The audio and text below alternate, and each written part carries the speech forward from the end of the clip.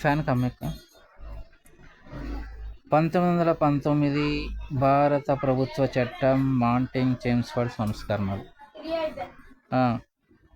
భారతదేశంలో బాధ్యతాయుత ప్రభుత్వాన్ని ఏర్పాటు చేయడానికి బ్రిటిష్ ప్రభుత్వం ఆగస్టు 20, 1917 తేదీన ఒక ప్రకటన చేసింది. ఆ ప్రకటనను ఆగస్టు ప్రకటన అని కూడా అంటారు. ఆ ప్రకటనలో పేర్కొన్న బాధ్యతాయుత పాలనను అందించడానికి కావలసిన ప్రతిపాదనను రూపొందించడానికి భారత రాజ్యాంగ కార్యదర్శి ఎడ్విన్ మాంటింగ్ నవంబర్ 1917లో భారతదేశాన్ని సందర్శించి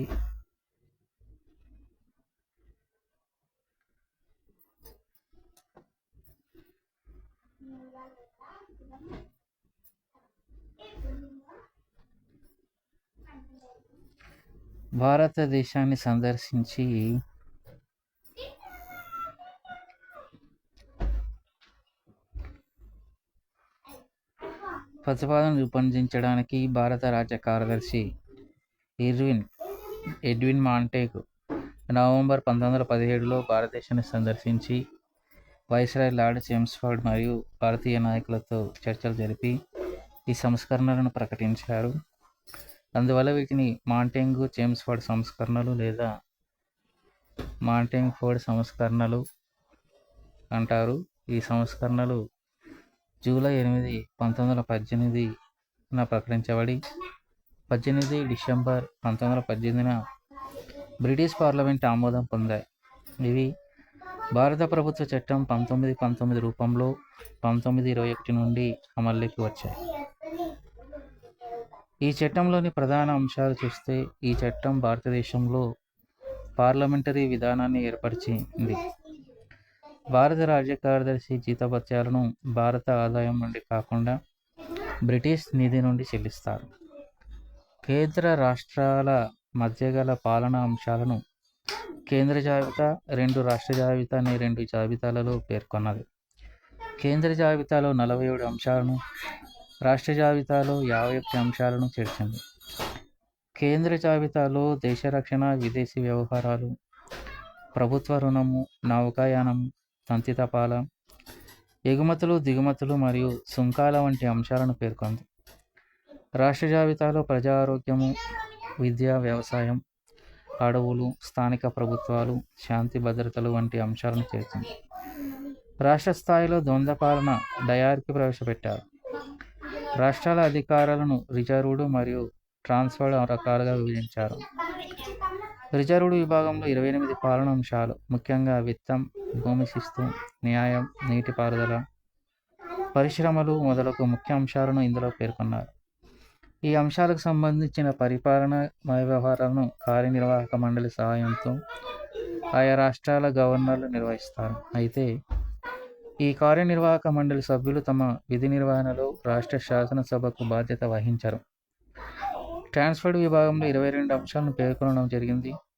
స్థానిక పాలన, వ్యవసాయం, ప్రజారోగ్యం, విద్యా సహకారం మొదలగు అంశాలు వీటిలో ఉన్నాయి. రాష్ట్ర గవర్నర్ ఈ అంశాల పాలనా వ్యవహారాలను భారతీయ మంత్రుల సహాయంతో నిర్వహిస్తారు. భారతీయ మంత్రులు ఆయా రాష్ట్ర శాసనసభల్లో సభ్యులై ఉంటారు మరియు తమ విధుల నిర్వహణలో శాసనసభకు బాధ్యత వహిస్తారు. అధిక ఆదాయం వచ్చే ముఖ్యమైన అంశాలను శాసనసభకు బాధ్యత వహించని బ్రిటిష్ కౌన్సిలర్లకు అప్పగించారు. ఆదాయం రాని అంశాలను మాత్రం భారతీయ మంత్రులకు కట్టబెట్టారు. ఈ చట్టం ప్రవేశిత ప్రియంబుల్ను కలిగి ఉంది. బాధ్యతాయుత ప్రభుత్వం పాలన అంటే ప్రతి శాఖలో భారతీయుల భాగస్వామ్యాన్ని పెంచడం, స్వయం పాలన సంస్థలను అభివృద్ధి చేయడం. ఈ చట్టం దేశంలో మొట్టమొదటిసారిగా కేంద్ర స్థాయిలో ద్విసభ పద్ధతి బైకామరలిజం టోరాక్ ప్రవేశపెట్టింది. ఎగువ సభ కౌన్సిల్ ఆఫ్ స్టేట్స్, దిగువ సభ సెంట్రల్ లెజిస్లేటివ్ అసెంబ్లీ. ఈ 2 సభలు 1921లో ఏర్పాటు చేయబడ్డాయి. కౌన్సిల్ ఆఫ్ స్టేట్ ఈ సభ పదవీ కాలం 5 సంవత్సరాలు. ఈ సభలో మొత్తం సభ్యులు 60 మంది, 34 మంది ఎన్నికైన వారు, 26 మంది గవర్నర్ జనరల్చే నామినేట్ చేయబడిన వారు గవర్నర్ జనరల్ ఎక్స్ అఫీషియో చైర్మన్గా వ్యవహరిస్తాడు. సెంట్రల్ లెజిస్లేటివ్ అసెంబ్లీ ఈ సభ పదవీకాలం 3 సంవత్సరాలు. ఈ సభలో మొత్తం సభ్యులు 144 మంది. 104 మంది ఎన్నికైన వారు, 40 మంది నామినేట్ చేయబడిన వారు. దీనికి మొదటి అధ్యక్షుడిగా సర్ ఫెడరిక్ వైట్, ఉపాధ్యక్షుడిగా సచ్చిదానంద సిన్హాలు ఫిబ్రవరి 1921లో గవర్నర్ జనరల్చే నియమించబడ్డారు. ఆ తర్వాత అసెంబ్లీ సభ్యులు తమ అధ్యక్షుడిని తామే ఎన్నుకున్నారు. ఈ విధంగా ఆగస్టు 1925లో మొట్టమొదటిసారిగా ఎన్నికైన మరియు మొట్టమొదటి భారతీయ అధ్యక్షులు విఠల్భాయ్ జే పటేల్. ఈ చట్టం భారతీయులు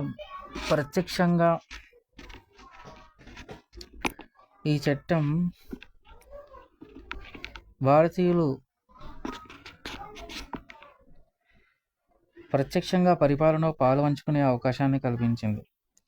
ఈ చట్టం పరిమితమైన ప్రత్యక్ష ఎన్నికల పద్ధతిని భారతదేశంలో ప్రవేశపెట్టింది. సిక్కులకు, క్రిస్టియన్లకు, ఆంగ్లో ఇండియన్లకు మరియు యూరోపియన్లకు ప్రత్యేక నియోజకవర్గాలను కేటాయించడం ద్వారా మతపరమైన ప్రాతినిధ్యాన్ని విస్తరించినట్లయింది. ఆస్తి పన్ను చెల్లింపు మరియు విద్యా ప్రాతిపదిక పైన పరిమితమైన ఓటు హక్కును కల్పించారు. ఈ చట్టం కింది అర్హతలున్న వారికి ఓటు హక్కు కల్పించింది. క్రమబద్ధంగా ఆదాయం వచ్చు ఆస్తి కలిగిన వారికి, పన్ను చెల్లింపుదారులకు లేదా కనీసం 3,000 రూపాయల ల్యాండ్ రెవెన్యూ చెల్లించేవారికి, శాసన మండలిలో అనుభవం ఉన్నవారికి, యూనివర్సిటీ సెనేట్లలో సభ్యత్వం ఉన్నవారికి, స్థానిక సంస్థల ప్రతినిధులకు, ప్రత్యేకమైన అర్హతలున్న వారికి, 33 మందిని ఎన్నుకోవడానికి పై అర్హతలున్నవారు అప్పటికి 1700 మంది మాత్రమే ఉన్నారు. ఈ చట్టం మహిళలకు ఓటు హక్కును కల్పించింది. లండన్లో భారత వ్యవహారాలను, ముఖ్యంగా రెవెన్యూ పరిపాలన మొదలగు అంశాలను పర్యవేక్షించడానికి భారత హైకమిషనర్ అనే పదవిని సృష్టించి లండన్లో భారత హైకమిషనర్ కార్యాలయాన్ని ఏర్పాటు చేశారు. ఈ చట్టం మొదటిసారిగా కేంద్ర బడ్జెట్ నుండి రాష్ట్ర బడ్జెట్లను వేరు చేసింది. తమ బడ్జెట్లను తామే రూపొందించుకునే అధికారాన్ని రాష్ట్ర శాసనసభలకు ఇచ్చారు. భారతదేశానికి విడిగా ఒక పబ్లిక్ సర్వీస్ కమిషన్, ఒక ఆడిటర్ జనరల్ను ఏర్పాటు చేయడం జరిగింది. గవర్నర్ జనరల్ కమిటీలోని 6 సభ్యులకు గాను 3 భారతీయులకు అవకాశం కల్పించారు. కేంద్ర రాష్ట్రాల మధ్య మరియు అంతర్రాష్ట్రాల మధ్య ఉత్పన్నమయ్యే వివాదాలను పరిష్కరించే అధికారం వైస్రాయ్కి ఇవ్వడం జరిగింది. ఈ చట్ట అమలు తీరును సమీక్షించడానికి 10 సంవత్సరాల తర్వాత చట్టబద్ధమైన కమిషన్ను ఏర్పాటు చేస్తామని హామీ ఇచ్చారు. విమర్శ: ఈ చట్టం ప్రతిపాదించిన అంశాలపైన అనేక విమర్శలు వచ్చాయి. 1919 సంస్కరణలు అసంతృప్తి, నిరాశతో పాటుగా సూర్యుడు లేని ఉదయంగా ఉందని బాలగంగాధర్ తిలక్ అభిప్రాయపడ్డారు. ఈ సంస్కరణలు బ్రిటిష్ వారు ప్రకటించి ఉండాల్సింది కాదని, ఆ చట్టాన్ని భారతీయులు తగదని శ్రీమతి అనిబిసెంట్ వ్యాఖ్యానించారు. భారతదేశంలో ద్వంద్వ పాలన అనేది దాదాపు దూషించే మాట అయింది. ఒక వ్యక్తి ఇంకొక వ్యక్తిని "నీవు డయార్కీవి" అని అరవడం విన్నా అని సర్ బట్లర్ అనే రచయిత అభిప్రాయపడ్డారు. ద్వంద్వ పాలన ఒక ఆదర్శంగా ఎప్పుడూ భావించబడలేదు. ఇంకో ఉత్తమ ప్రయోజన స్థితికి ఇది ఒక మెట్టు మాత్రమే. ఈ ఉత్తమ ప్రయోజనం పేరు పరిపూర్ణ స్వపరిపాలిత భారతదేశమని పలాండే అనే రచయిత పేర్కొన్నారు. ఈ సంస్కరణలు స్వపరిపాలన వైపు ప్రముఖమైన ముందంజ గనుక భారత రాజ్యాంగ చరిత్రలో ముఖ్యమైన పరిణామంగా పరిగణించబడింది. అలాగే చాలినంత మందికి చాలినంత ప్రేరణ, భవితవ్యం కోసం అనుభవం సంపాదించడానికి చాలినంత అవకాశాన్ని ఇచ్చిందని కూడా చెప్పవచ్చు. మహిళలకు ఓటు హక్కును కల్పించాలని అనిబిసెంట్ డిమాండ్ చేస్తూ 1917లో మాంటెగ్ చేమ్స్ఫర్డ్లకు ఒక మెమోరాండంను సమర్పించింది.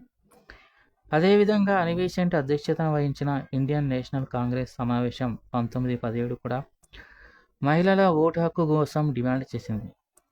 ఈ సమయంలోనే సౌత్ బ్రాడ్ ఫ్రాంచైజ్ కమిటీ 1918లో భారతదేశాన్ని సందర్శించి మహిళల ఓటు హక్కుకు సంబంధించిన సమాచారంను సేకరించింది. అయితే ఈ కమిటీ భారతీయ మహిళలు ప్రస్తుతం ఓటు హక్కును వినియోగించుకునే స్థితిలో లేరని కారణం చూపుతూ మహిళల ఓటు హక్కు డిమాండ్ను తోసిపుచ్చింది. అయితే 1919 చట్టంపై ఏర్పడిన సంయుక్త పార్లమెంటరీ కమిటీ లింగపరమైన అనర్హతలను తోసిపుచ్చుతూ మహిళలకు ఓటు హక్కును ఎలా ఎప్పుడు కల్పించాలనే అంశాలను ప్రొవిన్షియల్ శాసనసభలకు వదిలివేసింది. దాంతో మొట్టమొదటిసారిగా ట్రావెన్కోర్ సంస్థానం 1920లో మహిళలకు ఓటు హక్కును కల్పించింది.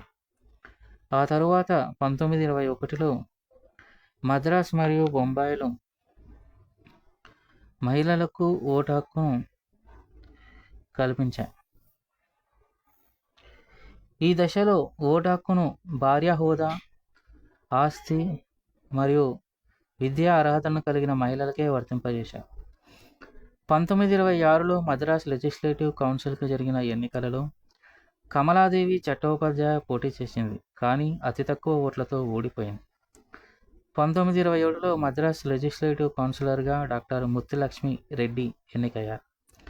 అయితే ఆ తర్వాత వచ్చిన భారత ప్రభుత్వ చట్టం 1935 పైన పేర్కొన్న అర్హతలలో కొన్ని అర్హతలను తొలగించి ఎక్కువ మంది మహిళలకు ఓటు హక్కును, ఈ దశలో ఆస్తి మరియు విద్య కలిగిన 21 మంది మహిళలకు మాత్రమే ఓటు హక్కును కల్పించారు. స్వాతంత్రం వచ్చిన తర్వాతనే భారతదేశం సార్వత్రిక ఓటు హక్కును కల్పించింది. 1919 చట్టం తర్వాత బ్రిటిష్ ఇండియా పరిపాలన క్రింది విధంగా ఉండేది. పరిపాలనా భాగాలు ఇంగ్లాండ్, ఇండియా రాష్ట్రాల్లో. ఇంగ్లాండ్లో భారత వ్యవహారాల మంత్రి, భారత కౌన్సిల్, భారత హైకమిషనర్, శాసనసభ, పార్లమెంటు, న్యాయశాఖ, ప్రివీ కౌన్సిల్. ఇండియాలో గవర్నర్ జనరల్ కౌన్సిల్, కేంద్ర శాసనశాఖ, సుప్రీంకోర్టు. రాష్ట్రాల్లో గవర్నర్, రాష్ట్ర శాసనశాఖ, high court. Muddiman committee 1924. Muddiman committee reforms enquiry committee 1919 Martin Chelmsford సంస్కరణల ద్వారా ఏర్పడిన శాసన మండళ్లలో ప్రవేశించిన స్వరాజ్య పార్టీ రాజకీయ ఖైదీలను విడుదల చేయాలని, డయార్కీ విధానాన్ని రద్దు చేయాలని, సివిల్ డిఫెన్స్ సర్వీసులను భారతీయకరణ చేయాలని, భారతీయులకు స్వపరిపాలన అందించాలని, భారతీయ పరిస్థితులకు అనుగుణంగా రాజ్యాంగాన్ని రూపొందించాలని డిమాండ్ చేయడంతో బ్రిటిష్ ప్రభుత్వం రాజకీయ అసంతృప్తితో ఉన్న స్వరాజ్ పార్టీని, జాతీయవాదులను సంతృప్తిపరిచేందుకు 1919 మార్టిన్ చెమ్స్ఫర్డ్ సంస్కరణల అమలు తీరును సమీక్షించేందుకు సర్ అలెగ్జాండర్ ముద్దిమాన్ అధ్యక్షతన రీఫార్మ్ ఎంక్వైరీ కమిటీని ఏర్పాటు చేసింది. ఈ కమిటీలో 4 భారతీయ సభ్యులు శివస్వామి అయ్యర్, ఆర్పి పరాంజపే, తేజ్ బహదూర్ సప్రు, మహమ్మద్ అలీ జిన్నాలతో పాటు మొత్తం 9 మంది సభ్యులున్నారు. సూచనలు. ఈ కమిటీ ఏకగ్రీవ ఆమోదంతో నివేదిక ఇవ్వలేదు. రికమెండేషన్స్ విషయంలో సభ్యులు విభేదించి నీళ్లు గారుతున్నాయి చూడు విభేదించి 2 నివేదికలను ఇచ్చారు. మెజారిటీ సభ్యులు 1919 చట్టానికి చిన్న చిన్న సవరణలు పేర్కొంటూ మొత్తానికి చట్టాన్ని సమర్థిస్తూ ప్రభుత్వ యంత్రాంగాన్ని పటిష్టపరచాలని పేర్కొన్నారు. మైనారిటీ సభ్యులు 1919 చట్టంలోని డయార్కీ విధానాన్ని ఖండించి దానిని వెంటనే యశ్వంత్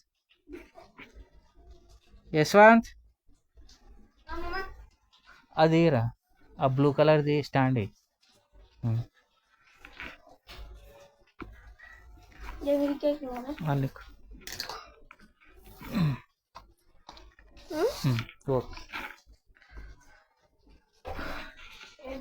మైనారిటీ సభ్యులు 1919 చట్టంలోని డయార్కీ విధానాన్ని ఖండించి దానిని వెంటనే రద్దు చేయాలని, ప్రజాస్వామ్యబద్ధంగా భారతదేశానికి స్వపరిపాలనతో కూడిన డొమినియన్ దేశ హోదా కల్పించాలని పేర్కొన్నారు. ఈ కమిటీలోని ఏకే ఫౌజల్ ఉల్ హక్ డయార్కీ విధానాన్ని నిర్బంధంగా ఖండించి పాశ్చాత్య సంస్థలు భారతదేశ పరిస్థితులకు సరిపోవని ప్రకటించడం గమనార్హం.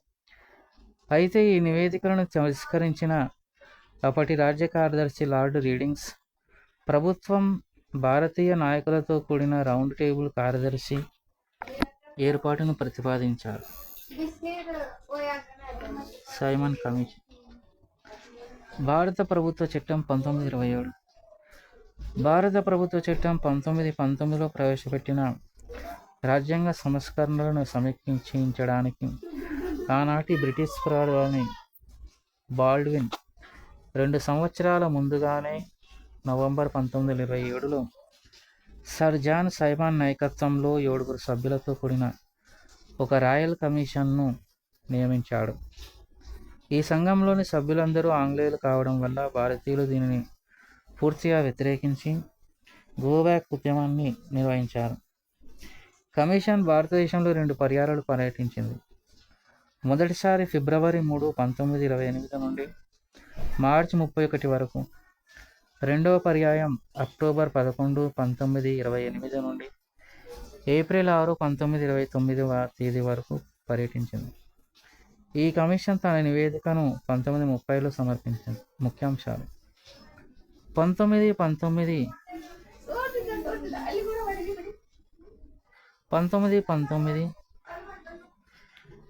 చట్టం ద్వారా రాష్ట్రాల్లో ప్రవేశపెట్టబడిన ద్వంద్వపాలన రద్దు చేయడం, మంత్రులు శాసనసభకు బాధ్యత వహించేలా చేయడం, భారతీయులకు తమ ప్రభుత్వ నిర్వహణలో పూర్తి స్వయం ప్రతిపత్తి కల్పించడం, రాష్ట్ర శాసన మండలిలో సభ్యత్వ సంఖ్యను పెంచడం, ఏకకేంద్ర వ్యవస్థ భారతదేశానికి సరిపడదు కనుక సమాఖ్య వ్యవస్థను అభివృద్ధి చేసుకోవడం, హైకోర్టులపై కేంద్ర ప్రభుత్వానికి పాలనాపరమైన నియంత్రణను ఏర్పాటు చేయడం, సార్వజనీన వయోజన ఓటు హక్కు సాధ్యం కాదు, దీనిని కాలానుగుణంగా విస్తృతం చేయడం, కమ్యూనల్ ప్రాతినిధ్యం సమంజసం కాకపోయినా దీనికి ప్రత్యామ్నాయం లేని దృష్ట్యా కొనసాగింపు.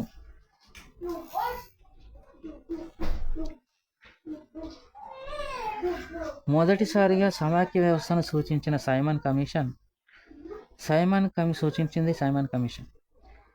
కమిషన్ అనేది భారతదేశ సమస్యలపైన ఒక సమగ్ర అధ్యయనం అని కూప్లాండ్ అనే రచయిత పేర్కొన్నాడు. బ్రిటన్లోని లేబర్ పార్టీ ఈ నివేదికలోని అంశాలపైన తీవ్రమైన దృష్టి పెట్టలేదు. ఆ తరువాత వచ్చిన భారత ప్రభుత్వ చట్టం 1935లో సైమన్ కమిషన్ సూచించిన అంశాలను పొందుపరిచారు. భారత రాజ్యాల కమిటీ 1927 బట్లర్ కమిటీ. బ్రిటిష్ ప్రభుత్వం సైమన్ కమిషన్తో పాటు బ్రిటిష్ ఇండియా, భారత రాజ్యాల సంస్థానాల మధ్య సంతృప్తికర ఆర్థిక సంబంధాలను సూచించేందుకు హార్కోర్ట్ బట్లర్ అధ్యక్షతన భారత రాజ్యాల కమిటీని ఏర్పాటు చేసింది. ఈ కమిటీలోని ఇతర సభ్యులు డబ్ల్యూఎస్ హల్వర్త్, ఎస్సిసి పీల్స్. ఈ కమిటీ 16 రాజ్యాలలో అమలులో ఉన్న ఆర్థిక సంబంధాలను పరిశీలించి 1929లో నివేదికను సమర్పించింది. సూచనలు: బ్రిటిష్ ఇండియాకు భారత రాజ్యాలకు మధ్య ఒప్పందపూర్వకమైన సంబంధం మాత్రమే ఉందని పేర్కొంది. బ్రిటిష్ ఇండియా, భారత రాజ్యాల మధ్య సంబంధాలు పరిస్థితులను బట్టి కొనసాగించాలని, అయితే ఈ సంబంధాలను కొనసాగించడం చారిత్రక స్వభావంపై ఆధారపడి ఉంటుందని తెలిపింది. ఈ చారిత్రక స్వభావం వలన ఆ రాజ్యాలు ఒప్పందం చేసుకోకుండా బ్రిటిష్ భారత్లోని భారత శాసనసభకు జవాబుదారీగా ఉండే కొత్త ప్రభుత్వానికి సంస్థానాలను బదలాయించకూడదని పేర్కొంది. సంస్థానాధిపతులతో సంబంధాలను ఏర్పరచుకోవడంలో బ్రిటిష్ ప్రభుత్వానికి వైస్రాయ్ మాత్రమే ఏజెంట్గా ఉంటాడని, గవర్నర్ జనరల్ కాదని పేర్కొంది. బట్లర్ కమిటీ సూచనలను సైమన్ కమిషన్ ఆమోదించింది. 1935 భారత ప్రభుత్వ చట్టం కూడా వైస్రాయ్, గవర్నర్ జనరల్ కార్యాలయాల విధులు వేరువేరుగా కొనసాగుతాయని పేర్కొనడం గమనార్హం. నెహ్రూ రిపోర్ట్ 1928. సైమన్ కమిషన్ బహిష్కరిస్తున్నామని, దానిని ప్రతిఘటిస్తామని కాంగ్రెస్ అధ్యక్షుడు శ్రీ శ్రీనివాస అయ్యంగార్ నవంబర్ 14, 1927 ప్రకటించాడు. ఈ విషయాన్ని తెలుసుకున్న భారత వ్యవహారాల మంత్రి లార్డ్ బిర్కెన్హెడ్ నవంబర్ 24, 1927 బ్రిటిష్ ఎగువ సభలో మాట్లాడుతూ, భారతీయులు అన్ని వర్గాలకు ఆమోదయోగ్యమైన రాజ్యాంగ రచన స్వయంగా రచించుకోగలరా అని భారతీయులపై సవాలు విసిరాడు. ఆ సవాలును స్వీకరించిన భారత జాతీయ కాంగ్రెస్ మే 19, 1928 ముంబైలో అఖిలపక్ష సమావేశాన్ని నిర్వహించి రాజ్యాంగ రచనకు మోతీలాల్ నెహ్రూ అధ్యక్షతన 9 మంది సభ్యులతో ఒక ఉపసంఘాన్ని నియమించింది. ముఖ్యాంశాలు: భారతదేశానికి డొమినియన్ ప్రతిపత్తి ఇవ్వడం, భాషా ప్రయుక్త రాష్ట్రాల స్వయం ప్రతిపత్తి రాష్ట్రాలు అనే 2 అంశాల ఆధారంగా దేశంలో సమాఖ్య వ్యవస్థను ఏర్పాటు చేయడం, పంజాబ్, బెంగాల్లో ప్రత్యేక మత నియోజకవర్గాలను రద్దు చేయడం, కార్యనిర్వాహక శాఖ శాసనశాఖ బాధ్యత వహించడం, శాసనశాఖకు బాధ్యత వహించడం, అల్పసంఖ్యాక వర్గాల వారికి శాసన మండలిలో కనీసం 10 ఏళ్ల పాటు కొన్ని స్థానాలను కేటాయించడం, 19 ప్రాథమిక హక్కులను ప్రస్తావించారు. మొదటిసారిగా ప్రాథమిక హక్కులను సూచించినది నెహ్రూ రిపోర్ట్. రౌండ్ టేబుల్ సమావేశాలు. దీపావళి ప్రకటన. సైమన్ కమిషన్ నివేదికతో పాటు భారత్లో రాజ్యాంగ సంస్కరణలపై చర్చించేందుకు లండన్లో రౌండ్ టేబుల్ కాన్ఫరెన్సే జరుగుతోంది. భారతీయకు త్వరలో స్వతంత్ర ప్రతిపత్తి కల్పించడం బ్రిటిష్ విధానమని భారత governor general lord Irwin October 31, 1929 ఒక ప్రకటన చేశారు. దీన్ని దీపావళి ప్రకటన అని కూడా అంటారు. 1929 మేలో బ్రిటన్లో జరిగిన సాధారణ ఎన్నికలలో లేబర్ పార్టీ గెలుపొందింది. రామ్సే మెక్డొనాల్డ్ ప్రధానమంత్రి అయ్యాడు. అతడు గవర్నర్ జనరల్ లార్డ్ ఇర్విన్తో సంభాషణలు జరిపిన తర్వాత సైమన్ కమిషన్ నివేదికను భారతదేశంలోని రాజకీయ పక్షాలు తిరస్కరించడంతో ఏర్పడిన ప్రతిష్టంభనను తొలగించడానికి 1930లో రౌండ్ టేబుల్ సమావేశం లండన్లో ఏర్పాటు కాగలదని ప్రకటించారు. మొదటి రౌండ్ టేబుల్ సమావేశం నవంబర్ 12, 1930 నుండి జనవరి 19, 1931. నవంబర్ 12, 1930 నుండి జనవరి 19, 1931 వరకు మొదటి రౌండ్ టేబుల్ సమావేశం లండన్లో జరిగింది. 89 మంది ప్రముఖ రాజనీతిజ్ఞులు పాల్గొన్నారు. రౌండ్ టేబుల్ కాన్ఫరెన్స్లో సంపూర్ణ బాధ్యతాయుత పాలనను చర్చిస్తామని ప్రత్యేక హామీని ప్రభుత్వం ఇవ్వనందువలన కాంగ్రెస్ దానిలో పాల్గొనలేదు.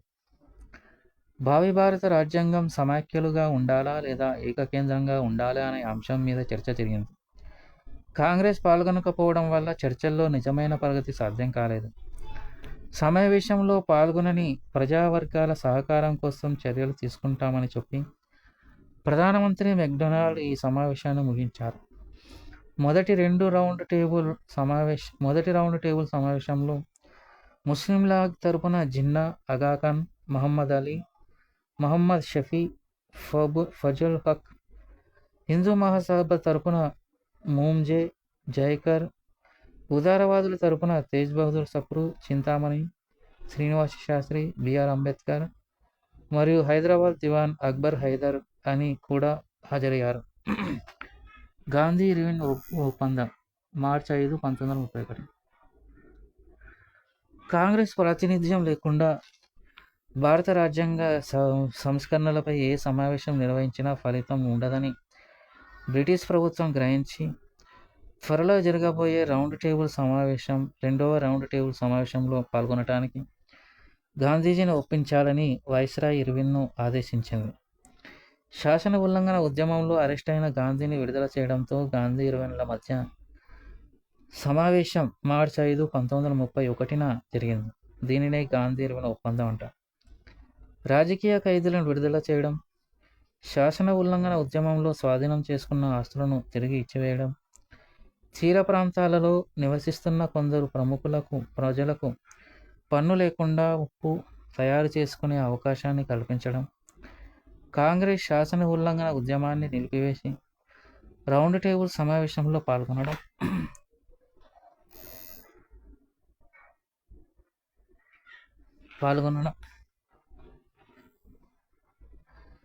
మద్యం విక్రయం, విదేశీ వస్త్రాల వాడకంపై జరుగుతున్న ఉద్యమాలను శాంతియుతంగా కొనసాగడానికి అనుమతినివ్వడం. ఈ ఒప్పందంలో భగత్ సింగ్ ఉరశిక్షను రద్దు చేసి అంశంపై మాట్లాడినందుకు యువత గాంధీని తప్పుపట్టి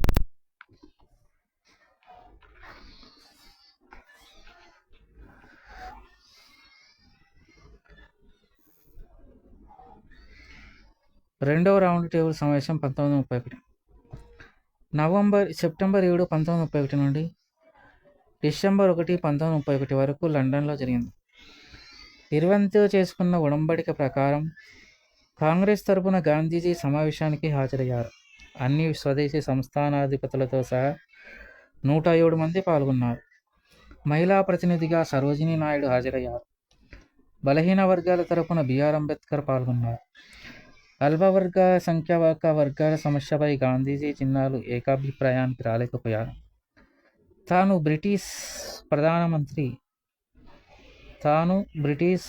ప్రధానమంత్రి బహుశా మార్గాలు వేరయ్యే చోటికి వచ్చామని గాంధీజీ ప్రకటించారు.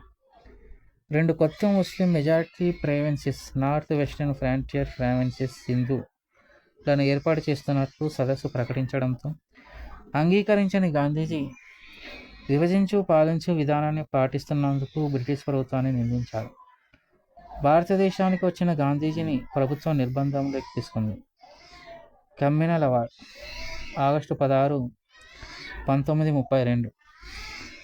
మైనారిటీ వర్గాల ప్రాతినిధ్యానికి ఆనాటి బ్రిటన్ ప్రధాని రామ్సే మెక్డొనాల్డ్ ఆగస్టు 16, 1932 తేదీన ఒక ప్రతిపాదన చేశారు. దీనిని కమ్యూనల్ అవార్డు అంటారు. దీని ప్రకారం ముస్లింలకు, సిక్కులకు మరియు క్రిస్టియన్లకు ప్రత్యేక నియోజక గణాలే కాకుండా షెడ్యూల్డ్ కులాలకు కూడా ప్రత్యేక నియోజక గణాలను ప్రతిపాదించారు. దీనిని వ్యతిరేకిస్తూ గాంధీ పూనాలోని ఎరవాడ జైల్లో సెప్టెంబర్ 20, 1932న ఆమరణ నిరాహార దీక్షకు పూనుకున్నారు. రాజాజీ, మదన్మోహన్ మాలవ్య వంటి నాయకుల చొరవతో అంబేద్కర్ గాంధీతో చర్చించి దీక్షను విరమింపజేశారు. దీంతో సెప్టెంబర్ 24, 1932లో గాంధీ అంబేద్కర్ల మధ్య పూనాలో ఒక ఒప్పందం కుదిరింది. దీనినే పూనా ఒప్పందం అంటారు. తద్వారా కమ్యూనల్ అవార్డు కంటే ఎక్కువగా షెడ్యూల్డ్ కులాలకు అవకాశాలు లభించాయి. షెడ్యూల్డ్ కులంలో అనే పదాన్ని దళితులుగా కమ్యూనల్ అవార్డు పేర్కొంది. దళితులకు ప్రత్యేక నియోజకవర్గాలను ఏర్పాటు చేస్తారు. ఇది 1935 చట్టం నుండి అమల్లోకి వచ్చింది. మూడవ రౌండ్ టేబుల్ 1932 నవంబర్ 17, 1932 నుండి డిసెంబర్ 24, 1932 వరకు లండన్లో జరిగింది.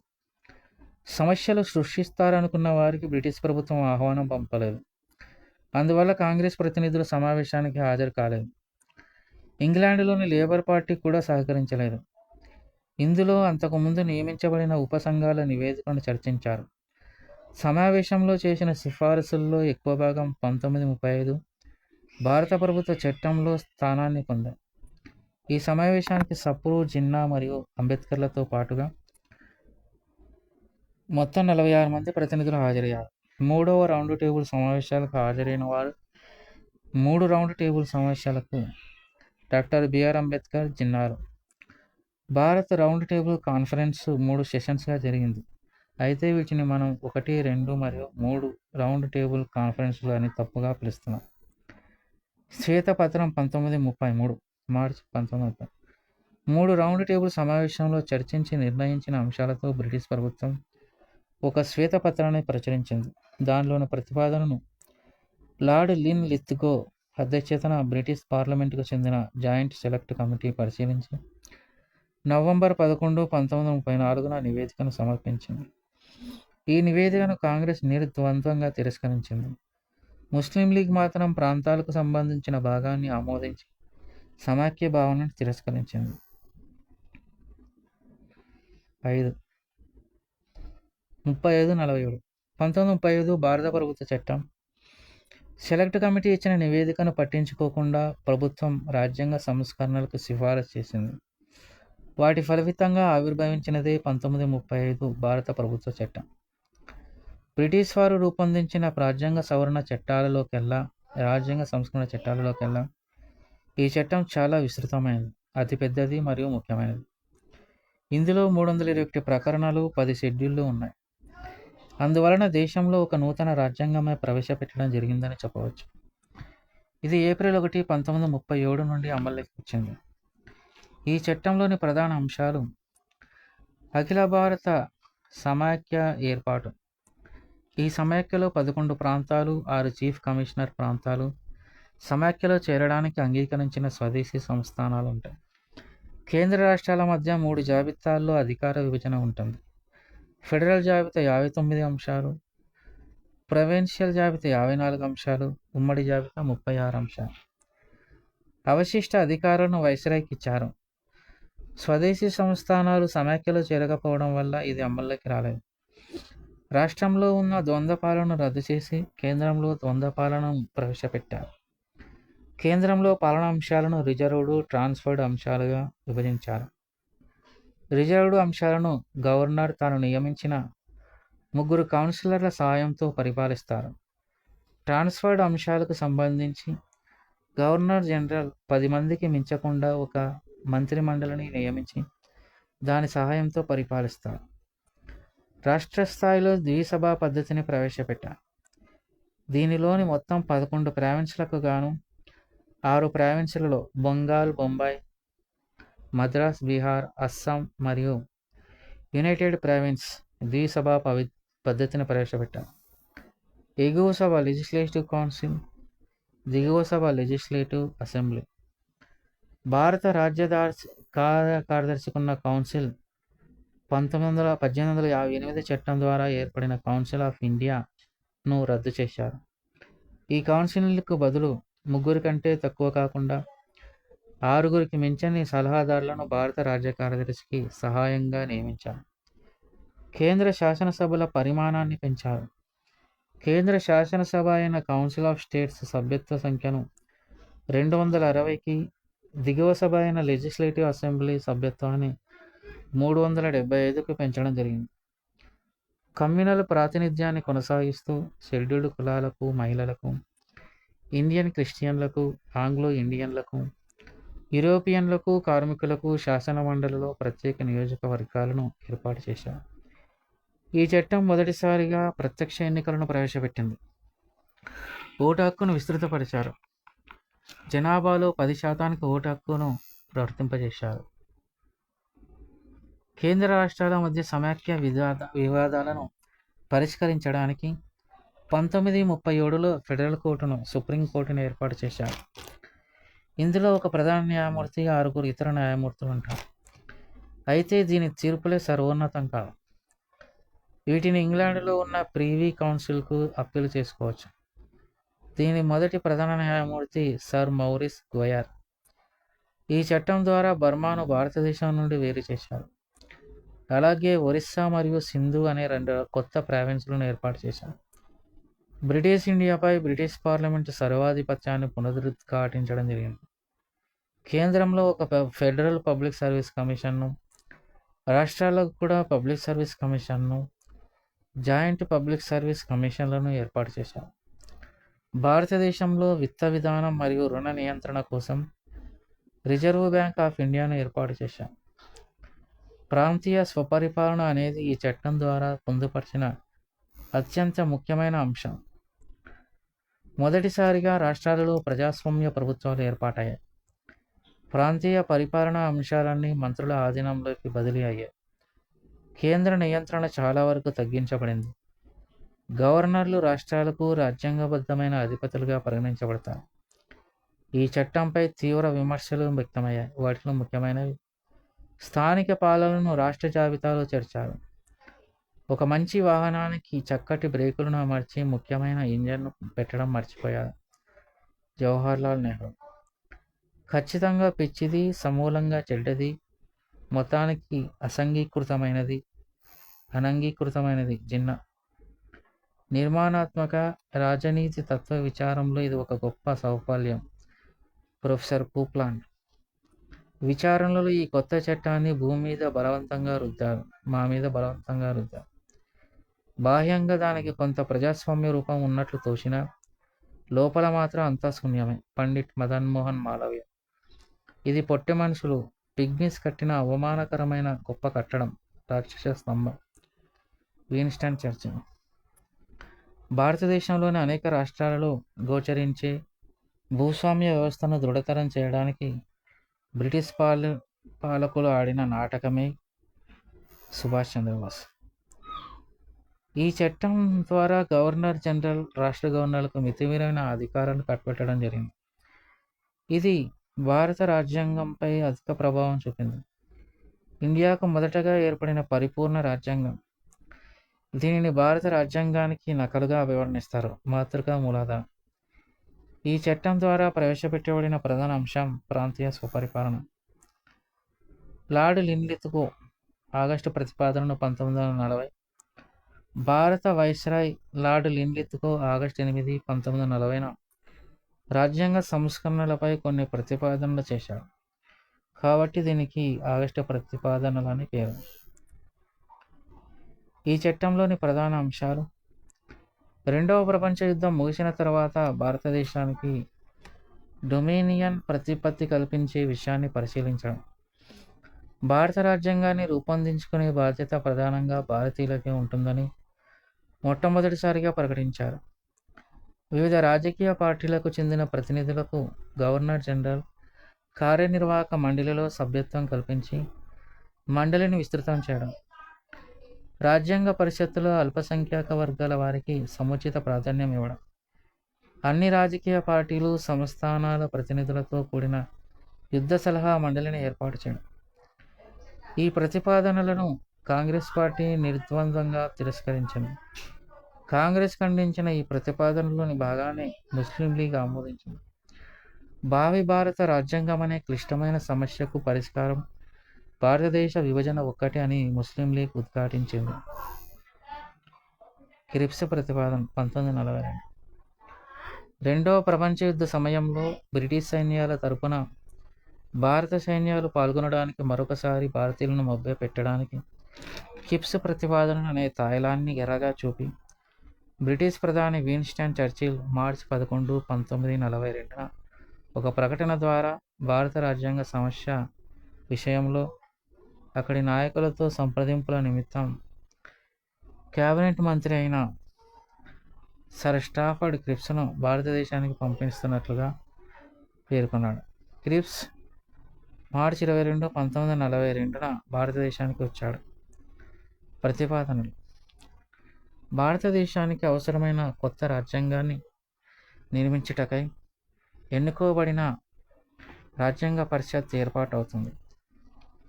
భారతదేశానికి వీలైనంత త్వరలో స్వయం ప్రతిపత్తి ఇవ్వడం జరుగుతుంది.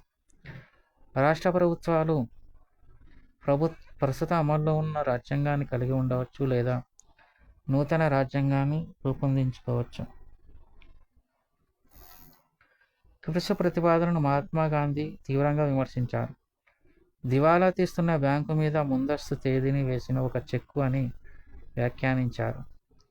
రాజ్యాంగ సభ ఏర్పాటు విధానం గురించి ప్రతిపాదన చేసిన మొట్టమొదటి కమిటీ క్రిప్స్ కమిటీ. క్విట్ ఇండియా ఉద్యమం 1942. రెండవ ప్రపంచ యుద్ధ సమయంలో జపాన్కు వ్యతిరేకంగా భారత రక్షణను ప్రజాప్రభుత్వానికి అప్పజెప్పాలని కాంగ్రెస్ పట్టుబట్టింది. దీనికి గాను గాంధీజీ క్విట్ ఇండియా అనే పథకాన్ని రూపొందించారు. 1942 జూలైలో వార్ధాలో జరిగిన కాంగ్రెస్ వర్కింగ్ కమిటీ బ్రిటిష్ వారిని భారతదేశం వదిలి వెళ్ళమని ఒక తీర్మానాన్ని ఆమోదించింది. దీనిని అఖిల భారత కాంగ్రెస్ కమిటీ ఆగస్టు 8, 1942 నాడు ఆమోదించడంతో జాతీయోద్యమం తుది దశ ముంబైలో ప్రారంభమైంది. అదే రోజు ముంబైలోని గవాలియా చెరువు మైదానంలో గాంధీజీ అశేష జనసందోహాన్ని ఉద్దేశించి ప్రసంగించారు. ఐక్యరాజ్యాల విజయం కోసం, భారతదేశంలో బ్రిటిష్ పాలన వెంటనే ముగియడం అత్యవసరం గనక ప్రజా పోరాటమే ఏకైక మార్గమని అఖిల భారత కాంగ్రెస్ కమిటీ తీర్మానించింది. అయితే ఈ ఉద్యమానికి ఆధారం అహింస అన్న విషయం ప్రజలు గుర్తుంచుకోవాలని కూడా ఆ తీర్మానం పేర్కొంది. ఆగస్టు 9, 1942 నాడు గాంధీజీని మరియు ప్రముఖ నాయకులందరినీ ప్రభుత్వం నిర్బంధించడమే కాకుండా కాంగ్రెస్ సంస్థను నిషేధించింది. పోలీసులు ఉద్యమాన్ని అణచివేసేందుకు క్రూరమైన చర్యలకు దిగారు. దీంతో ఉద్యమించండి లేదా మరణించండి అని ప్రజలకు గాంధీజీ పిలుపునిచ్చారు. అంతేకాక మనం భారతదేశాన్ని విముక్తి అయినా చేద్దాం లేదా ప్రయత్నంలోనైనా మరణిద్దామని ఆయన అన్నారు. అందుకు కేవలం హింసాత్మక ప్రజా ఉద్యమమే మార్గమని కూడా అహింసాత్మక ప్రజా ఉద్యమే మార్గమని కూడా గాంధీజీ చెప్పారు. కాంగ్రెస్కు ప్రభుత్వానికి మధ్య ఘర్షణ ఇలా కొనసాగుతుండగా ముస్లిం లీగ్ పాకిస్తాన్ రోజును మార్చి 23, 1943ను పాటించింది. జాతీయ నాయకులందరూ అరెస్ట్ అయినప్పుడు అరుణ అష్రఫ్ అలీ, జయప్రకాష్ నారాయణ లాంటి యంగ్ టక్స్ అనే రెండవ తరం నాయకులు ఉద్యమంలో కీలక పాత్ర పోషించారు. ఉషా మెహతా కాంగ్రెస్ రేడియోను నిర్వహించారు. సిఆర్ ఫార్ములా 1944 సి రాజగోపాలాచారి సూత్రం 1944 మార్చిలో గాంధీజీ ఆమోదంతో కాంగ్రెస్ తరపున ముస్లిం లీగ్ సహకారం కోసం మరియు మత సమస్యల పరిష్కారం కొరకు సి రాజగోపాలాచారి ఒక సూత్రాన్ని ప్రతిపాదించారు. ఈ సూత్రాన్ని రాజగోపాలాచారి తన ది వే అవుట్ పాంప్లెట్ అనే కరపత్రాల ద్వారా విస్తృత ప్రచారంలోకి తెచ్చారు. స్వయం నిర్ణయాధికార హక్కు కోసం పాకిస్తాన్ను ఏర్పాటు చేయాలనే ముస్లిం లీగ్ కోరికను ఆయన అంగీకరించారు. కాంగ్రెస్కు కావాల్సింది స్వతంత్ర సాధన. దానికోసం ముస్లింల సహకారాన్ని పొందడానికి ఎంత నష్టాన్నైనా భరించడానికి కాంగ్రెస్ సిద్ధమైంది. అయితే ముస్లిం లీగ్ మాత్రం దేశ స్వాతంత్రం గురించి పట్టించుకోకుండా ద్విజాతి సిద్ధాంతాన్ని ప్రచారంలోకి తీసుకువచ్చి ప్రజాభిప్రాయంతో సంబంధం లేకుండా దేశ విభజన అంగీకరించాలని కాంగ్రెస్ కోరింది. సిఆర్ ఫార్ములా భారతదేశం స్వాతంత్రం కోరడాన్ని ముస్లిం లీగ్ ఆమోదించారు. తాత్కాలిక ప్రభుత్వ ఏర్పాటులో కాంగ్రెస్కు సహకరించారు. యుద్ధం ముగిసిపోయిన తర్వాత ముస్లిం జనాభా అత్యధికంగా ఉన్న జిల్లాల సరిహద్దులను గుర్తించేందుకు ఒక కమిషన్ ఏర్పాటు చేయబడుతుంది. ఆ జిల్లాలలో ముస్లింలతో పాటు ముస్లిమేతరులను కూడా కలుపుకొని వయోజన విధానంలో అందరి నుండి ప్రజాభిప్రాయ సేకరణ పట్టబడుతుంది. ప్రజాభిప్రాయ సేకరణను చేపట్టే ముందుగానే అన్ని పార్టీలకు దేశ విభజనపై వారి అభిప్రాయం వెలువచ్చే అవకాశం కల్పించబడుతుంది. ఒకవేళ విభజన సంభవిస్తే దేశ రక్షణను, వాణిజ్యానికి, వార్తా సౌకర్యాలకు, ఇతర ముఖ్య ప్రయోజనాలకు పరస్పర ఒడంబడికలు జరగాలి. విభజన కారణంగా ప్రజలు తరలిపోవాల్సిన అవసరం ఏర్పడితే వారి అభిష్టం మేరకే జరగాలి. అంటే వెళ్ళిపోవాలి అనుకునే వారు వెళ్ళవచ్చు, లేదంటే బాధితులనే ఉండిపోవచ్చు. భారత ప్రభుత్వానికి కావాల్సిన సంపూర్ణ బాధ్యతను, సంపూర్ణ అధికారాన్ని బ్రిటిష్ ప్రభుత్వం పూర్తిగా బదిలీ చేసే పక్షంలో మాత్రమే బ్రిటిష్ ప్రభుత్వం విధించే నిబంధనలకు కట్టుబడాలి. అమేరీ వేవెల్ ప్రణాళిక 1945 భారత వ్యవహారాల మంత్రి అమేరీ, భారత వైస్రాయ్ మరియు గవర్నర్ జనరల్ లార్డ్ వేవెల్ ఆనాటి బ్రిటన్ ప్రధాని విన్స్టన్ చర్చిల్తో చర్చించి కొన్ని ప్రతిపాదనలు చేశారు. కాబట్టి దీనికి అమేరీ వేవెల్ ప్రణాళిక అని పేరు. ముఖ్యాంశాలు: భారత్లోని ప్రధాన మతాలకు సంబంధించిన వారికి సముచిత ప్రాతినిధ్యం కల్పించడం కోసం వైస్రాయ్ కార్యనిర్వాహక మండలిని విస్తరించడం, భారతదేశంలో బ్రిటిష్ వారి ప్రయోజనాలు కాపాడేందుకు ఒక హై కమిషనర్ని నియమించడం. వైస్రాయ్ కార్యనిర్వాహక మండలిలో విదేశీ వ్యవహారాలను భారతీయ సభ్యుడికి అప్పగించడం. వైస్రాయ్ కార్యనిర్వాహక మండలిలో ముఖ్య సైన్య అధికారి పదవిని భారతీయునితో నింపడం.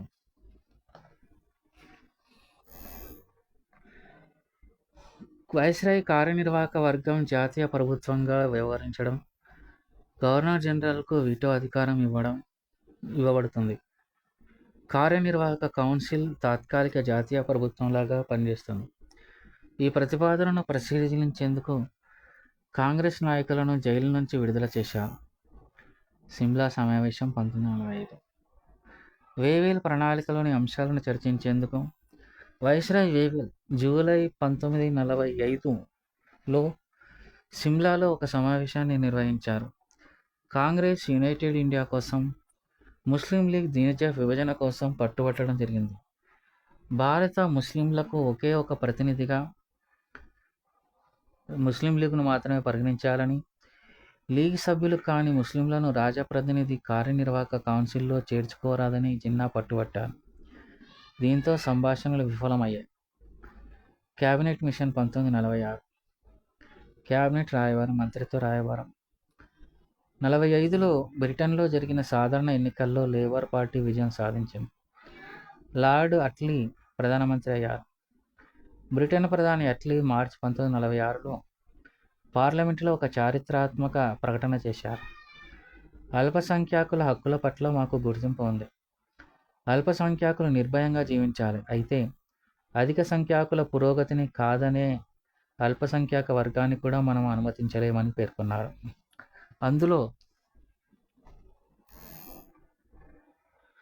అందులో భాగంగా బ్రిటన్లో క్యాబినెట్ మంత్రులైన సర్ స్టాఫర్డ్ క్రిప్స్, ఏవి అలెగ్జాండర్, లార్డ్ పెతిక్ లారెన్స్ సభ్యులుగా గల మంత్రిత్రయం బృందం భారత్లో పర్యటించింది.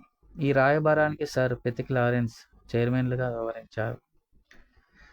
16 మే 1946న వీరు తమ ప్రణాళికను వెల్లడించారు. ముఖ్యాంశాలు: రాజ్యాంగాన్ని రూపొందించుకుంటే స్వాతంత్రం ఇవ్వడానికి బ్రిటిష్ ప్రభుత్వానికి ఎటువంటి అభ్యంతరం లేదని ప్రకటించింది. బ్రిటిష్ పాలిత భారతదేశం స్వదేశీ సంస్థానాలు కలిపి ఇండియన్ యూనియన్ అనే రాజకీయ వ్యవస్థ ఏర్పడుతుంది. ఆ యూనియన్ విదేశీ వ్యవహారాలు, రక్షణ, కమ్యూనికేషన్ మరియు వంటి జాతీయ ప్రాముఖ్యత గల అంశాలు నిర్వహిస్తుంది. కేంద్ర ప్రభుత్వ పరిధిలో లేని పాలనా అంశాలపై శాసనాధికారం రాష్ట్రాలకు సంక్రమిస్తుంది. ప్రాంతీయ ప్రభుత్వాలకు శాసన నిర్మాణ శాఖలు ఏర్పాటవుతాయి. పరిపాలనా నిర్వహణకై 14 మంది సభ్యులతో కూడిన ఒక తాత్కాలిక ప్రభుత్వం ఏర్పాటవుతుంది. పాకిస్తాన్ అనే మరొక దేశం ఏర్పడే భావన ఆచరణ సాధ్యం కాదు. రాజ్యాంగాన్ని రూపొందించేందుకు ప్రత్యేక రాజ్యాంగ పరిషత్ ఏర్పాటవుతుంది. 1946 జూలైలో రాజ్యాంగ సభకు జరిగిన ఎన్నికల్లో కాంగ్రెస్కు 205, ముస్లిం లీగ్కు 73 సీట్లు వచ్చాయి. తాత్కాలిక ప్రభుత్వం 1946. ఆగస్టు 24, 1946న బ్రిటిష్ ప్రభుత్వం ఒక ప్రకటన చేస్తూ అతి త్వరలో తాత్కాలిక ప్రభుత్వాన్ని ఏర్పాటు చేస్తామని పేర్కొంది. దీనికి అనుగుణంగా సెప్టెంబర్ 2, 1946వ తేదీన తాత్కాలిక ప్రభుత్వం ఏర్పాటైంది. ప్రారంభించడంలో సందేహించిన ముస్లిం లీగ్ అక్టోబర్ 29, 1946న తాత్కాలిక ప్రభుత్వంలో చేరింది. కాంగ్రెస్ తరపున వల్లభాయ్ పటేలు, రాజేంద్ర ప్రసాద్, అరుణ ఆసిఫ్ అలీ, రాజగోపాలాచారి, జగ్జీవన్ రామ్ వంటి ప్రముఖులు, ముస్లిం లీగ్ తరపున లియాఖత్ అలీ ఖాన్, జేఎన్ మండల్, గజనీఫర్ అలీ ఖాన్, అబ్దుల్ రబ్ నిస్తార్ వంటి ప్రముఖులు మంత్రులుగా, జవహర్లాల్ నెహ్రూ ఉపాధ్యక్షునిగా వ్యవహరించారు. 6వ దశ 1947, 1950. అట్లీ ప్రకటన 1947. బ్రిటిష్ ప్రధాని అట్లీ ఫిబ్రవరి 20, 1947వ తేదీన కామన్స్ సభలో మాట్లాడుతూ జూన్ 30, 1948 కల్లా బ్రిటిష్ ప్రభుత్వం భారతదేశం నుంచి వైదొలుగుతుందని ప్రకటించారు. దీనినే అట్లీ ప్రకటన అంటారు. ఈ ప్రకటనను మహాత్మా గాంధీ బ్రిటిష్ వారు జారీ చేసిన వాటిలో అత్యుత్తమమైనదిగా పొగిడారు. అలాగే భారతదేశం మొత్తం అగ్నిగుండంగా మారిపోయినా అది పాకిస్తాన్ను మాత్రం పొందదని గాంధీ అభిప్రాయపడ్డారు. మౌంట్ బాటన్ ప్రణాళిక 1947. భారతదేశ రాజప్రతినిధి గవర్నర్ జనరల్గా నియమితుడైన మౌంట్ బాటన్ దేశంలోని రాజకీయ ప్రముఖులతో సంప్రదింపులు జరిపి సమాఖ్య భారతదేశ ప్రాతిపదిక మీద కాంగ్రెస్కు ముస్లిం లీగుకు అంగీకారం కుదర్చడం సాధ్యం కాదని, దేశ విభజన ఒక్కటే మిగిలిన పరిష్కారంగా భావించి 3 జూన్ 1947న తన ప్రణాళికను ప్రకటించారు. ఈ ప్రణాళికను డిక్కీ బర్డ్ ప్రణాళిక అని కూడా పిలుస్తారు. ముఖ్యాంశాలు: ఇండియన్ యూనియన్, భారత్, పాకిస్తాన్ అనే 2 రాజ్యాలుగా విభజితమవుతాయి. జూన్ 1948కు బదులుగా ఆగస్టు 15, 1947వ తేదీన 2 దేశాలుగా విభజితమవుతాయి. అస్సాం భారతదేశ అంతర్భాగంగా ఉండిపోగా, బెంగాల్, పంజాబ్లను మత ప్రాతిపదికపై విభజించడం జరుగుతుంది. అయితే ముస్లింలు అధికంగా ఉండే సిల్హట్, బెంగాల్ అనే జిల్లా విషయంలో మాత్రం అది తూర్పు బెంగాల్లో చేరడమా లేక అస్సాంలో చేరడమా అనే విషయం ప్రజాభిప్రాయ సేకరణ ద్వారా జరుగుతుంది. బెలూచిస్తాన్ వాయువ్య ప్రాంతాలు భారతదేశంలో కానీ పాకిస్తాన్లో కానీ చేరే విషయంలో ప్రజాభిప్రాయ సేకరణ జరుగుతుంది. పంజాబ్, బెంగాల్ మరియు అస్సాం వంటి రాష్ట్రాలలో కొన్ని ప్రాంతాలను విభజించే విషయంలో 2 సరిహద్దు సంఘాలను నియమించడం జరుగుతుంది. బ్రిటన్ ఆధ్వర్యంలోని కామన్వెల్త్ కూటమిలో చేరే విషయంలో భారత్, పాక్లకు పూర్తి స్వేచ్ఛ ఉంటుంది. 1947 భారత స్వాతంత్ర చట్టం భారతదేశ వ్యవహారాల నియంత్రణ కోసం రూపొందించిన చిట్టచివరి చట్టం ఇదే. బ్రిటన్ ప్రధాని క్లెమెంట్ అట్లీ ఆధ్వర్యంలో భారతీయ governor general lord Louis Mountbatten సలహా మేరకు జూలై 4, 1947వ తేదీన బ్రిటన్ పార్లమెంటులో ప్రవేశపెట్టగా, 15వ తేదీన బ్రిటిష్ పార్లమెంట్ భారత స్వాతంత్ర చట్టాన్ని ఆమోదించింది. 18 జూలై 1947వ తేదీన బ్రిటిష్ రాజమకుటం భారతదేశ స్వాతంత్ర చట్టాన్ని ఆమోదించింది. ఇది ఆగస్టు 14, 1947 అర్ధరాత్రి నుండి అమల్లోకి వచ్చింది. ఆగస్టు 14, 1947 గురువారం, ఆగస్టు 15, 1947 శుక్రవారం, జనవరి 26, 1950 గురువారం. ముఖ్యాంశాలు: పాకిస్తాన్ కూడా ఆగస్టు 14న స్వాతంత్రం పొందింది. ఇండియా, పాకిస్తాన్ అనే 2 స్వతంత్ర దేశాలు ఏర్పడతాయి. వీటి కోసం వేరువేరు రాజ్యాంగ పరిషత్తులు కూడా ఏర్పాటు చేయబడ్డాయి. మౌంట్ బాటన్ భారతదేశానికి, మహమ్మద్ అలీ జిన్నా పాకిస్తాన్కు గవర్నర్ జనరల్గా నియమితులయ్యారు. స్వదేశీ సంస్థానాలపై బ్రిటిష్ సార్వభౌమ అధికారం రద్దవుతుంది. భారత వ్యవహారాల రాజ్య కార్యదర్శి పదవి కూడా రద్దవుతుంది. అతని విధులు కామన్వెల్త్ వ్యవహారాల రాజ్య సెక్రటరీకి బదిలీ అవుతాయి. బ్రిటిష్ రాజు లేక రాణికి ఉన్న భారత చక్రవర్తి అనే బిరుదు రద్దవుతుంది. ఇండియా, పాకిస్తాన్లకు సంబంధించి ఎటువంటి బాధ్యత బ్రిటిష్ ప్రభుత్వానికి ఉండదు. ఈ చట్టం వైస్రాయ్ పదవిని రద్దు చేసింది. ప్రతి డొమినియన్కు ఒక గవర్నర్ జనరల్ ఉంటాడని, వారిని ఆయా డొమినియన్ల యొక్క క్యాబినెట్ సలహాపై బ్రిటిష్ రాజు నియమిస్తాడు. గవర్నర్ జనరల్, రాష్ట్ర గవర్నర్లు రాజ్యాంగపరమైన అధిపతులుగా వ్యవహరిస్తారు. కామన్వెల్త్ రాజ్యాల సభ్యత్వం కొనసాగించడానికి లేదా ఉపసంహరించుకోవడానికి 2 రాజ్యాలకు పూర్తి స్వేచ్ఛ ఉంటుంది. 562 సంస్థానాలకు స్వాతంత్రాలను ప్రసాదిస్తూ అవి ఇండియన్ యూనియన్లో కానీ పాకిస్తాన్ యూనియన్లో కానీ కలిసే అవకాశం కల్పించారు. 554 సంస్థానాలు భారతదేశంలో విలీనమయ్యాయి. ఈ చట్టం సంస్థానాలు భారతదేశం లేదా పాకిస్తాన్లో విలీనం కావాలని పేర్కొంది, కానీ స్వతంత్రంగా ఉండవచ్చు అని పేర్కొనలేదు. స్వాతంత్ర చట్టంతో పాటు బ్రిటిష్ పార్లమెంట్ చేసిన ఏ చట్టాన్నైనా భారత్, పాకిస్తాన్లకు చెందిన రాజ్యాంగ పరిషత్తులు రద్దు చేయవచ్చు. అదేవిధంగా భారత్, పాకిస్తాన్లు రాజ్యాంగాలు రూపొందించుకొని అమలు చేసుకోవచ్చు. 2 దేశాలలో రాజ్యాంగాలు అమల్లోకి వచ్చే వరకు 2 దేశాల రాజ్యాంగ నిర్మాణ సభలు తమకు సంబంధించిన భూభాగాలపై శాసనాలు ఆమోదిస్తే తప్ప బ్రిటిష్ పార్లమెంట్ చేసిన ఏ చట్టం ఆగస్టు 15, 1947 నుంచి 2 దేశాల్లో అమలులోకి కావు. స్వదేశీ సంస్థానాలతో గాను మరియు ఆదివాసీ ప్రాంతాలతోనూ బ్రిటిష్ చేసుకున్న ఒప్పందాలు ఆగస్టు 15, 1947 నుండి అంతరిస్తాయి. 2 దేశాలలో రాజ్యాంగంలోకి వచ్చే వరకు 2 దేశాలు, ఆ దేశాలలోని రాష్ట్రాలు 1935 భారత ప్రభుత్వ చట్టాన్ని ఆచరించవచ్చు. అయితే ఈ రెండు దేశాలకు ఈ చట్టాన్ని మార్చుకునే హక్కు కూడా కలదు. బిల్లులపై వీటో చేసే అధికారం బ్రిటిష్ చక్రవర్తికి ఉండదు. అయితే ఇట్టి అధికారం గవర్నర్ జనరల్కు ఉంటుంది.